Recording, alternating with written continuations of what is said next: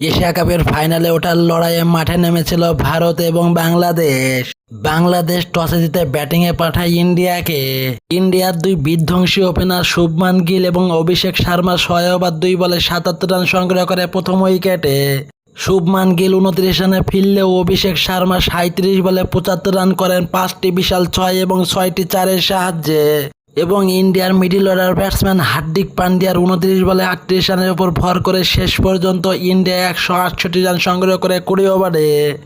বাংলাদেশের পক্ষে রিশাদ হুসাইন সর্বোচ্চ 2 উইকেট সংগ্রহ করেন।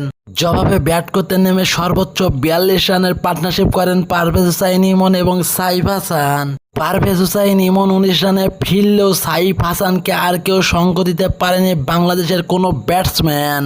সাইফ হাসান একাই লড়ে গেছেন বাংলাদেশের পক্ষে। তিনি 51 বলে 69 রানের একটি দুর্দান্ত ইনিংস খেলেন 5টি বিশাল 6 এবং 3টি 4-এর সাহায্যে। এছাড়াও বাংলাদেশের আর কোনো ব্যাটসম্যান তারা 10 রান পার করতে পারেনি তাদের ব্যক্তিগত ইনিংসে।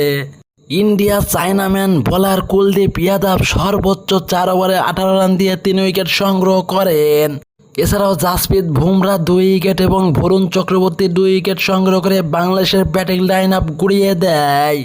শেষ পর্যন্ত 41 রানের বড় ব্যবধানে হারতে হয় বাংলাদেশকে।